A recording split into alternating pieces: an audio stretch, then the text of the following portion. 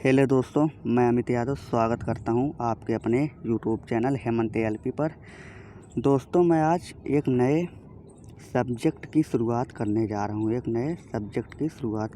हूं जिसका नाम है भूगोल। इसका नाम है भूगोल, या इसी को इंग्लिश में कहा जाता है जियोग्राफी। इसको क्या कहा जाता है? जियोग्राफी। इसका इंग्लिश नाम जियोग्राफी होता है। दोस्तों, मैं भूगोल का संपूर्ण पाठ्यक्रम जो है पढ़ाऊँगा इसमें, और चैप्टर टू चैप्टर इसमें किया जाएगा। ये हमारे किस किस एग्ज़ाम के लिए यूजफुल होगा? तो ये हमारे यूजफुल फॉर एग्ज़ाम ये है UP TET,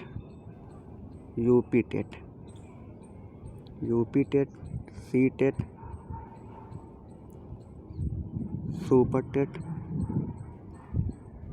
super TET, BEd entrance के लिए मोस्ट इम्पॉर्टेंट बीएड एंट्रेंस, और एसएससी हुआ, एसएससी के लिए एसएससी का चाहे जो एग्ज़ाम हो,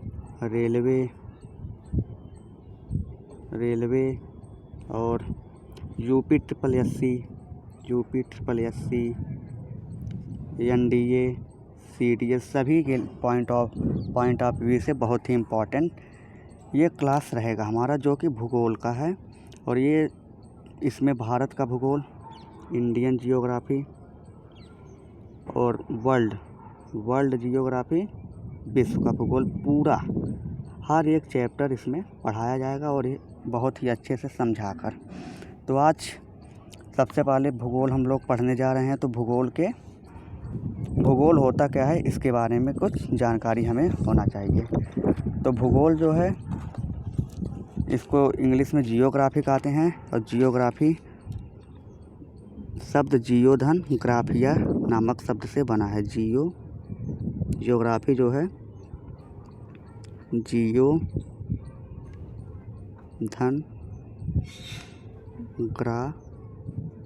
जियोधन ग्राफिया शब्द से मिलकर बना है। जियो का मीन्स होता है अर्थ मीन्स क्या होता है? पृथ्वी। अर्थ मीन्स पृथ्वी। और ग्राफिया का मतलब क्या होता है? डिस्क्रिप्शन का हिंदी मीनिंग क्या होता है? वर्णन। डिस्क्रिप्शन का हिंदी मीनिंग होता है वर्णन।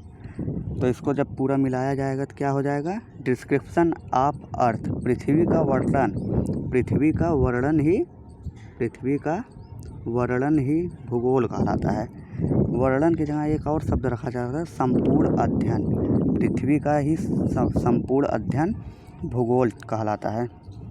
एक प्रश्न इसमें बहुत बार पूछा गया है, और सीजीएल तक और यूपीएससी लेवल तक ये क्वेश्चन पूछा गया है, कभी ना कभी ज़रूर आया है, कि जियोग्राफी के फादर, मतलब भूगोल के जनक किसे कहा जाता है? Father of geography.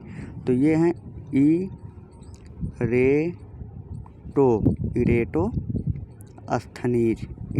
इरेटोस्थनीज को क्या कहा जाता है? इरेटोस्थनीज को जियोग्राफी का फादर कहा जाता है। भूगोल का पिता किसे कहा जाता है? भूगोल का जनक इरेटोस्थनीज को भूगोल का जनक कहा जाता है। तो दोस्तों, आज हम लोग भूगोल में ही शुरू करने जा रहे हैं। हमारा आज का चैप्टर है, पहला चैप्टर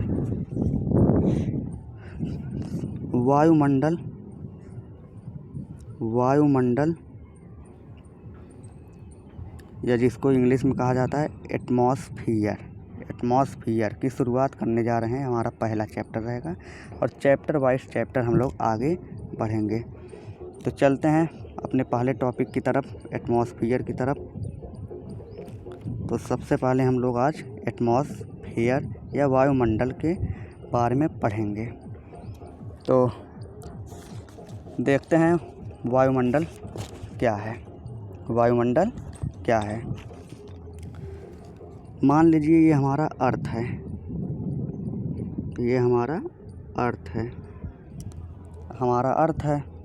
और अर्थ आसपास ये क्या हैं, ये गैसें हैं। अर्थ के आसपास क्या हैं, गैसें हैं। और इस गैसों को पृथ्वी अपने गुरुत्व के कारण इस गैसों को अपनी तरफ खींचती है। पृथ्वी अपने गुरुत्व के कारण अपनी ओर खींचती है ये पृथ्वी। और जब ये पृथ्वी अपने गुरुत्व के कारण गैसों को अपनी ओर खींचती है तो इसमें एक आवरण बन जाता है, आवरण। यही आवरण जो बनता है इसी को कहा जाता है वायुमंडल या एटमॉस्फेयर। तो इसमें हम लोग क्या कह सकते हैं, गैसों का आवरण जो पृथ्वी को अपनी तरफ पृथ्वी के गुरुत्व के कारण टिका है वही वायुमंडल कहलाता है।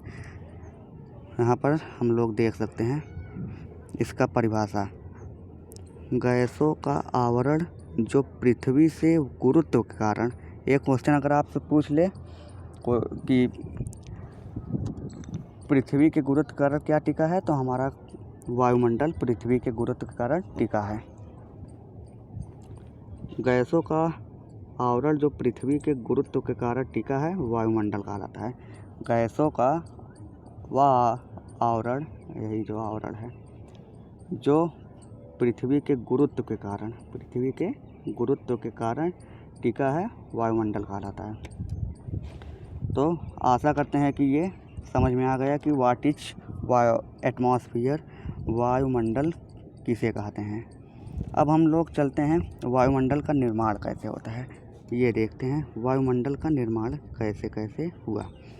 वायुमंडल जो है इसमें प्राथमिक वायुमंडल जो था वो हाइड्रोजन था। प्राथमिक वायुमंडल कौन था, हाइड्रोजन गैस जो था ये प्रथम पहला वायुमंडलीय गैस था। तो इसका निर्माण हम लोग देखते हैं कैसे कैसे होता है। प्राथमिक वायुमंडल हाइड्रोजन है। अब देखते हैं पृथ्वी जो थी एक अग्निपिंड थी। पृथ्वी जब ठंडा हुई तो इसके बाहरी भाग ठंडा होकर क्रस्ट में बदल गए। पृथ्वी जब ठंडा हुई तो इसके बाहरी भाग ठंडी होकर क्रस्ट में बदल गए। क्रस्ट में बदलने के कारण इसमें एक ज्वालामुखी क्रिया हुई। अग्निपिंड ठंडी होकर उसकी बाहरी भाग जो है ये भी ठंडी होगी और ठंडी होकर ये किस में परिवर्तित हो जाएगी, क्रस्ट में। देखिए यहाँ पर हमारा एक भाग है, ये क्या है, बाहरी परत जो है ये है क्रस्ट, और इसमें क्या भरे गए हैं, ये हैं ऊर्जा या गैसें। ये गैसें जो हैं ये गैसें इस क्रस्ट से बाहर निकलने की कोशिश करती हैं, लेकिन निकल ना पाने के कारण इसमें एक ज्वालामुखी क्रिया होती है। गैसें जो है ये बाहर ना निकलने के कारण इसमें एक ज्वालामुखी क्रिया होती है या ये फट जाती है। तो ये ज्वालामुखी क्रिया जब होती है तो इसमें कुछ चीज़ें हैं जो बाहर आती हैं, जैसे गैस बाहर आएगी, खनिज पदार्थ बाहर आएंगे। और कौन कौन से gas, CO2 gas, carbon dioxide, जलवायु, H2S, नाइट्रोजन, ये सब गैसें बाहर आएंगी। गैसें बाहर आएंगी तो आगे देखने क्या होता है। ज्वालामुखी जो है, ज्वालामुखी क्रिया होने के कारण जलवाष्प फैल जाएगा। जलवाष्प जो है वो फैल जाएगा। ज्वालामुखी क्रिया होने के कारण ये जलवाष्प फैल जाएगा जगह जगह पर। जलवाष्प फैल जाएगा। जलवाष्प जब ठंडी होगी तो बारिश होना शुरू हो जाएगा। यहाँ पर देखिए जलवायु जो है ये ठंडी होकर वर्षा शुरू कर देगी, वर्षा होना शुरू हो जाएगा। वर्षा होगी तो CO2 भी बाहर फैलेगी। जब वर्षा होगी तो CO2 गैस जो है ये बाहर फैलेगी। कहाँ फैलेगी, बाहर फैलेगी। और पहले जीव का निर्माण करेगी, जिसको क्या कहा जाता है, वो जीव है, अभी हम लोग पढ़ेंगे बाद में। वो उस जीव का नाम होता है क्या उस जीव का नाम होता है नीलहरित शैवाल।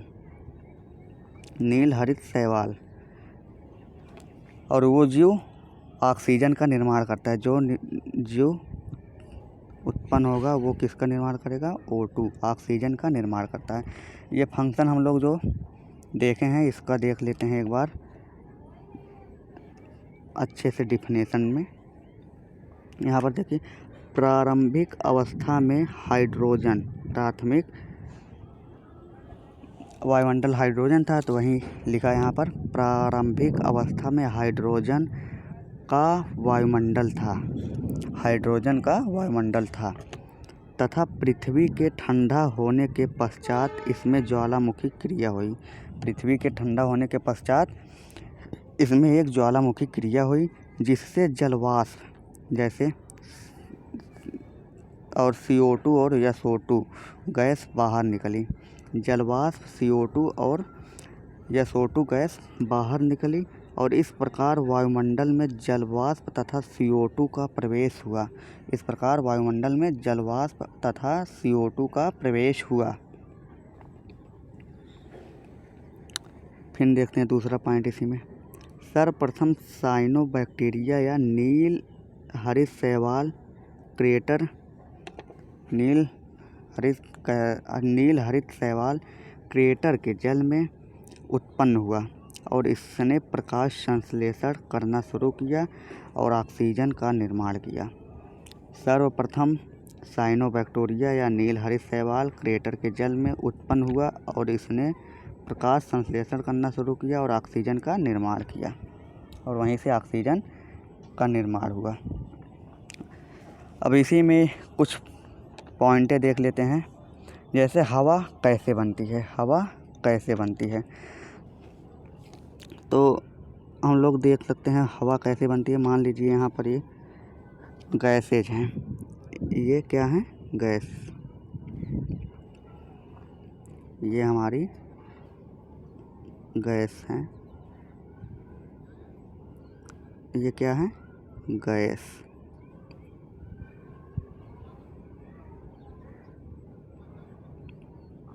गैस है, ये हमारी गैस है। यहाँ पर टेम्परेचर जब अधिक होगा, टेम्परेचर ज़्यादा होने के कारण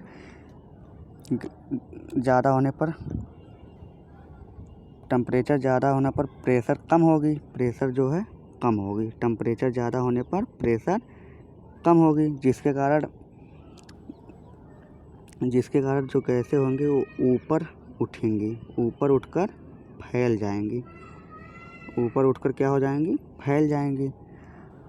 ऊपर उठकर फैलेंगी तो यहाँ पर जो है टेम्परेचर ज़्यादा है और यहाँ पर ऊपर उठने के कारण यहाँ पर सब जगह बच जाएंगे, कम हो जाएगी। यहाँ पर टेम्परेचर कम हो गए तो ज़्यादा टेम्परेचर जो है यहाँ से यहाँ पर अपना प्रभाव करेगी, गैसों की प्रवाह करेगी।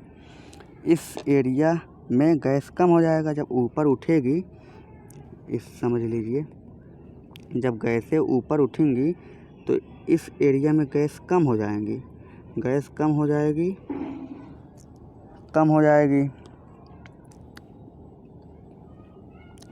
यही कारण है, यही वायुमंडल। तो इसका हम एक डिफिनेशन टाइप देख सकते हैं कि इसका परिभाषा क्या हो सकता है।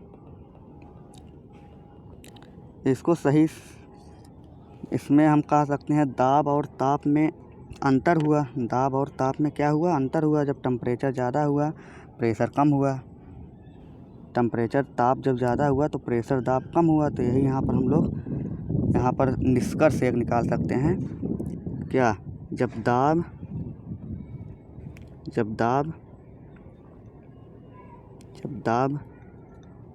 और ताप, जब दाब और ताप में अंतर आया, जब दाब और ताप में अंतर आया, दाब और ताप में अंतर आया तो गैसों का प्रवाह उच्च दाब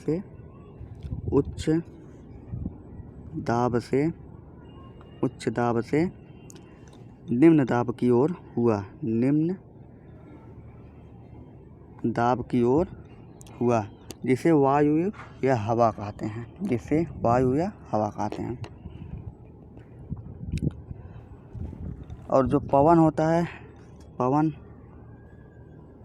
जिसका इंग्लिश नाम है विंड, ये जो होते हैं ये क्षैतिज रूप में तेज़ी से हवा जो चलती है उसे पवन, और जो ऊपर की ओर चलती है उसे वायुधारा कहते हैं। ऊपर की ओर जो चलती है उसे क्या कहते हैं? वायु धारा। जैसे ऐसे ऐसे जो चलेगी पवन उसे वायुधारा कहेंगे, और जो क्षैतिज रूप में चलेगी उसे पवन कहते हैं। चलते हैं आगे, आज क्लास को आगे बढ़ाते हैं। अब इसमें हमें पढ़ना है संगठन या कंपोजिशन। संगठन, इसमें मुख्य रूप से 3 घटक होते हैं। हमें वायुमंडल में गैस पढ़ना है, जलवाष्प के बारे में पढ़ना है, और धूलकण, किस किस गैसों से मिलकर बना है वायुमंडल, जलवाष्प के बारे में और धूलकण के बारे में हमको पढ़ना है। चलिए देखते हैं। सबसे पहला जो है नाइट्रोजन गैस। कौन सा गैस है? Nitrogen gas. नाइट्रोजन गैस वायुमंडल में कितना प्रतिशत है? वायुमंडल में 78.1% पाया जाता है। 78.1% पाया जाता है नाइट्रोजन गैस। यह अक्रिय गैस है। नाइट्रोजन गैस जो है अक्रिय गैस है, श्वसन क्रिया में भाग नहीं लेती। नाइट्रोजन गैस श्वसन क्रिया में भाग नहीं लेती। नाइट्रोजन के ऑक्साइड अम्लीय वर्षा कराती हैं। नाइट्रोजन के ऑक्साइड जो होते हैं ये अम्लीय वर्षा कराती हैं। आग को नियंत्रित करती है। नाइट्रोजन जो है आग को नियंत्रित करती है। वायुदाब का अनुभव कराता है। यह वायुदाब का अनुभव होता है नाइट्रोजन गैस में। वो आगे देखते हैं। अगला जो है दूसरे नंबर का वायुमंडल में कौन सी गैस है? वो है ऑक्सीजन। ऑक्सीजन जो है 20.9% है। 20.9% है, और इसे सब लोग 21% भी कह सकते हैं। 21% भी कभी कभी पेपर में आता है। ये 64 मीटर की हाइट पे है। 64 मीटर तक की हाइट पर ऑक्सीजन मिलती है। इसके कुछ पॉइंट देख लीजिए। श्वसन में भाग लेती है। ऑक्सीजन जो है ये श्वसन में भाग लेती है। प्रत्येक कोशिका के लिए ऊर्जा उत्पन्न करती है। जीवनदायिनी गैस है। ऑक्सीजन जो है जीवनदायिनी गैस है, इसी से हमारा जीवन चलता है। आग के लिए आवश्यक होती है। चैंपमैन एक वैज्ञानिक थे जिन्होंने सूर्य की प्रकाश की उपस्थिति में ऑक्सीजन ओजोन में बदला। ऑक्सीजन को ओजोन में बदला।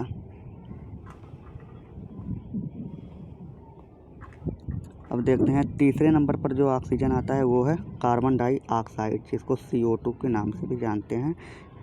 ये है 0.03 से लेकर 0.04% तक। याद रहे, बहुत इम्पोर्टेंट क्वेश्चन इसमें से बनता है। सबसे भारी गैस होती है। सबसे भारी कौन गैस होती है? Carbon dioxide. सबसे भारी गैस कौन सी होती है? Carbon dioxide. ये 32 किलोमीटर तक पाई जाती है। 32 किलोमीटर की हाइट तक पाई जाती है। प्रकाश संश्लेषण में भाग लेता है। कार्बन डाइऑक्साइड प्रकाश संश्लेषण में भाग लेता है। यहाँ पर देख प्रकाश संश्लेषण में भाग लेती है, जिसके कारण पौधे अपने भोजन भी उत्पन्न करते हैं। कार्बन डाइऑक्साइड में ही पौधे अपने भोजन भी उत्पन्न करते हैं। यहाँ पर हम लोग एक पॉइंट देख सकते हैं फिगर के माध्यम से। मान लीजिए यहाँ पर क्या है? सूर्य देवता है, यहाँ पर सन है, और यहाँ पर अर्थ है, पृथ्वी है। जब सूर्य अपने प्रकाश की किरणें जब पृथ्वी पर पड़ती है तो ये जो किरणें होता है, ताप यहाँ पर बढ़ा होता है, तापमान बढ़ जाता है। तो यहाँ पर सौर विकिरण, ये जो किरणें हैं इसको क्या कहते हैं? सौर विकिरण।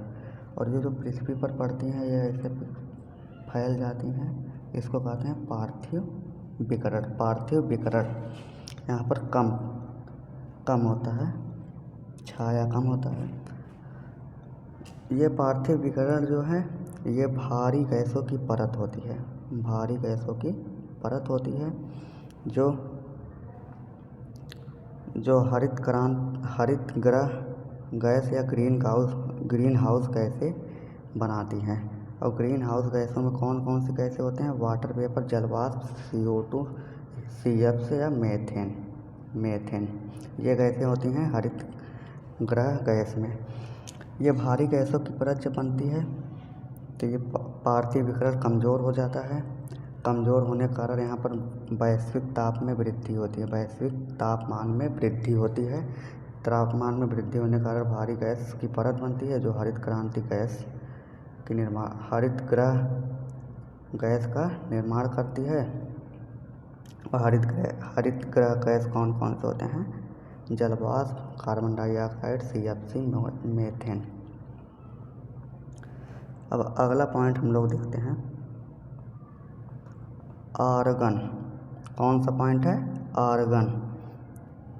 ये परीक्षा में बहुत बार पूछा गया है, बहुत बार, कि निष्क्रिय गैस कौन सी होती है? तो आर्गन जो है निष्क्रिय गैस है। ये 0.94% वायुमंडल में पाया जाता है। तो धन्यवाद दोस्तों। वीडियो अच्छा लगा हो तो लाइक करें, शेयर करें, अपने दोस्तों में शेयर करें और सब्सक्राइब करें, जिससे आप, और बेल आइकन को दबाएं जिससे आपके पास नोटिफिकेशन मिलता रहे। इसके बाद हम लोग दूसरा पढ़ेंगे। इसके बाद टॉपिक जो है जल वाष्प के बारे में पढ़ेंगे। धन्यवाद दोस्तों।